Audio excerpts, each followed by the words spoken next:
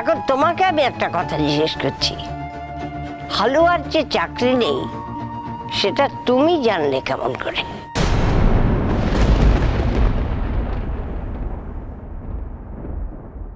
চান্দ্রি ঠিকই বলছে মা।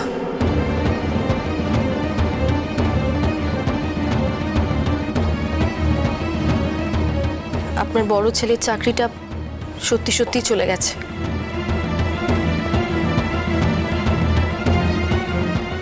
সততার পুরস্কার।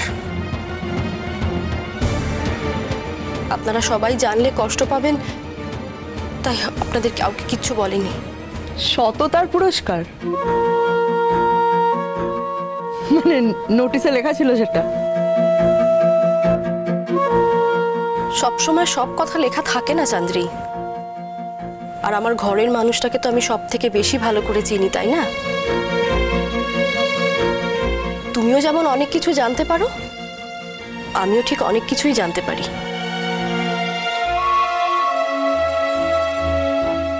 কিন্তু তোমার জানাগুলো তোমার দাদাকে একটুও সম্মান দেয় না, আর আমার জানাগুলো তোমার দাদাকে সম্মান দেয়।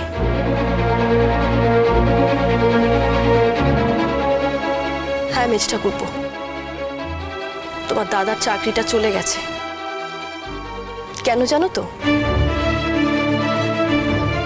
কারণ তোমার দাদার অফিসে কিছু লোক টাকা নিয়ে খাওয়াখাওয়ি করছিল, আর সেটা তোমার দাদা জেনে ফেলেছিল।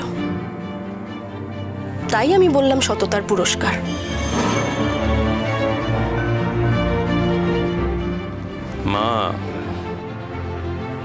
মাগো, আমি ঠিক একটা কিছু জোগাড় করে নিতে পারবো। তুই চিন্তা করো না মা। তুই এত বড় সত্যি কথাটা আমাকে বললি না?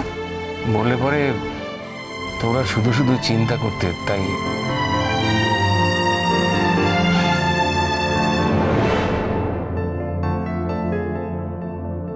তোমার চাকরি নেই বাবা? ও বাবা, তোমার চাকরিটা নেই?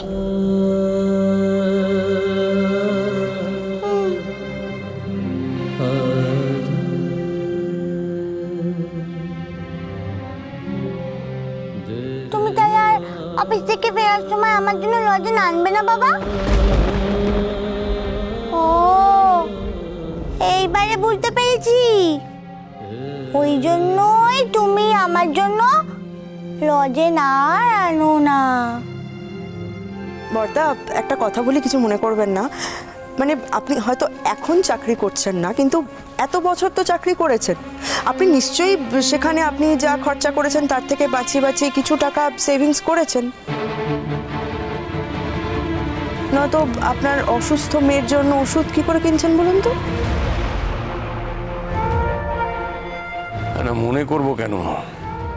দেখো, সংসারে অনেকগুলো লোক থাকতে গেলে সবাইকে খোরাকি দিতে হয়। আমি দিতে পারছি না তুমি বলেছো, এতে মনে করার কি আছে? তবে আমি যে টাকা পেতাম তাতে মাসের শেষের দিকে সত্যি আমার হাতে কিছু থাকতো না, প্রায় শূন্যই থাকতো। ওই কোনো রকমে বাস ভাড়াটা জোগাড় করে যাতায়াত করার চেষ্টা করতাম। তাই কোনোদিনই হাতে উদ্বৃত্ত কিছু থাকতো না। তার মধ্যেই হয়তো তোমাদের বড় বৌদি 2-4 পয়সা করে জমিয়ে কিছু টাকা রেখেছিল, কিন্তু দায় অদায় কর্তব্যকর্মে সেসব খরচ হয়ে গেছে। তাই সত্যি এখন আর আমার হাতে কিছু নেই। বড় মামি, বলছি তোমার সাথে একটা কথা ছিল। তুমি আর বড় মামু আমার বোনের বিয়ের জন্য যে 5,000 টাকা দিয়েছিলে না, সেটা না লাগেনি গো। আমি নিয়ে এসেছি, তোমাদের দিয়ে দেব। জানি ফুলঝুরি, আমাদের হাতে এখন টাকা পয়সা নেই, তাই তুই টাকাটা ফেরত দেওয়ার কথা বলছিস, তাই তো? যদি আমাদের হাতে টাকা থাকতো তুই কথাটা বলতে পারতিস, ভাবতে পারতিস ফুলঝুরি। দেখ ফুলঝুরি, ওই টাকা কটা ফেরত দিয়ে তুই আমাকে আর অপরাধী করিস না। না দেখ, তুই আমাদের সংসারের জন্য যা করিস তা কি আর পয়সা দিয়ে শোধ করা যাবে রে?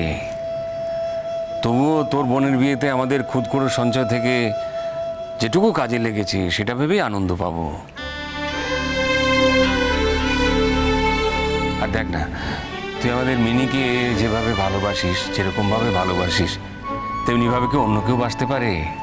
হ্যাঁ, তাকে আর দাম দিয়ে শোধ করা যায় রে? কিন্তু আমি সত্যি বলছি গো, সত্যি বড় মামু, আমার টাকাটা লাগেনি। তোকে টাকাটা তো আমি ধার হিসেবে দিইনি ফুলঝুরি। আমাদের হাতে এখন টাকা নেই, তাই তো এই কথাটা বলছিস, তাই তো? এরকম ভাবে ভেবো না বড় মামি। আচ্ছা ঠিক আছে, আমার ভুল হয়ে গেছে, ক্ষমা করে দাও আমাকে। উফ, তোমরা এই কথাগুলো বলার আর কোনো সময় পেলে না? হ্যাঁ, আজকেই বলতে হবে সব?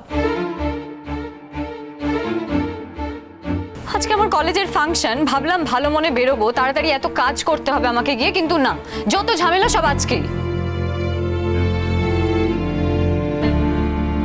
খুব ভালো করে ভেবে কথা বল চুরি। কথাটা কে তুলেছিল আশা করি তুই এর মধ্যে সেটা ভুলে যাসনি। আমি তুলেছি, একদম ঠিক কথা বলেছিস তুই, আমি তুলেছি কথাগুলো, কারণ আমার গায়ে লাগে তান, আমার গায়ে লাগে যখন দেখি যে উদয়াস্ত পরিশ্রম করা আমাদের টাকাতে বাড়িতে বসে এরা মৌরুষি পাট্টা করছে, আমার তখন গায়ে লাগে। কে মৌরুষি বাট্টা করছে? তুমি বলতে বলতে কতখানি বেড়ে যাচ্ছ বুঝতে পারছো? এই সংসারে আমার কি টাকা দেওয়ার কথা? কথা নয়। আমি তো আশা করবো আমার তিনটে ছেলে আমাকে খাওয়াবে। আমি কেন টাকা দিয়ে খেতে যাবো বলো তো? আমার স্বামী চাকরি করতেন বলে আমি পেনশন পাই, আর সেই পেনশনের টাকাটা আমাকে সংসারে ঢেলে দিতে হয়। এই যে আমার ছেলেরা রোজগার করে টাকা দিতে পারছে না সংসারে, ধরে নাও না ওই টাকাটাই সে এই টাকা, তাহলে তো সমস্যা মিটে যাবে। নাকি আমার হিসেবটাও তুমি ধরে রেখেছো? আমি না দিতে পারলে আমাকেও খোটা দেবে? চন্দ্রে, আমি তোমায় আগেও বলেছি, আবার বলছি, টাকা পয়সা নিয়ে তোমায় চিন্তা করতে হবে না, ওই চিন্তাটা আমার, ছেড়ে দাও আমার উপর। চিৎকার করছো কেন? চিৎকার করছো কেন? আকাশে হাত গড়ে টাকা চলে আসে যে আমি চিন্তা করবো না? শোনো, না শুনবো না। তুমি তো আমাকে কনসিডারই করছো না। না আমার রোজগারটা কি কোনো কাজে লাগে না? না আমি কন্ট্রিবিউট করছি না? হ্যাঁ, আমি এতদিন কন্ট্রিবিউট করতাম না, কিন্তু সংসার তো চলতো। ধরে নাও বড় জেঠু ছোটকা এদের যে আর্থিক সংকট সেটা আমি পূরণ করছি।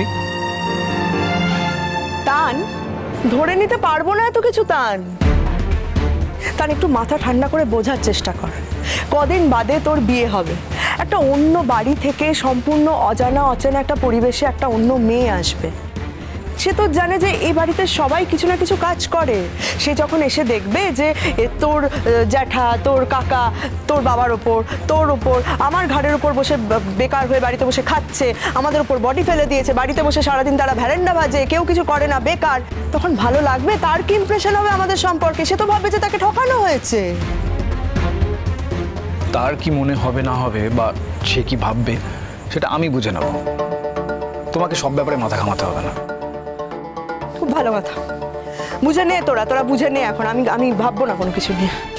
একটা কথা জেনে রাখো মেজো বৌমা, এই বাড়িটা তোমার স্কুল নয়, আর আমরা কেউ তোমার স্কুলের বাচ্চা নই যে তুমি আমাদের ধমকে ধামকে আমাদের কোনো চাকরি না থাকলে রোজগার করতে পাঠাবে। আর তোমার ধমকে এমন কোনো ক্ষমতাও নেই যে আমরা একটা চাকরি পেতে পারি। হ্যাঁ, এতদিন চাকরি করেছি, রোজগার করেছি, উদয়াস্ত খেটে পরিশ্রম করে যে টাকাটা পেয়েছি সংসারে দিয়েছি। হ্যাঁ, সেটা হয়তো সামান্য, ঠিক আছে। আমি যখন এখন টাকা দিতে পারছি না, তখন যে কদিন টাকা দিতে পারবো না আমরা তিনজনে বাড়িতে খাবো না, বাইরে থেকে খেয়ে আসবো।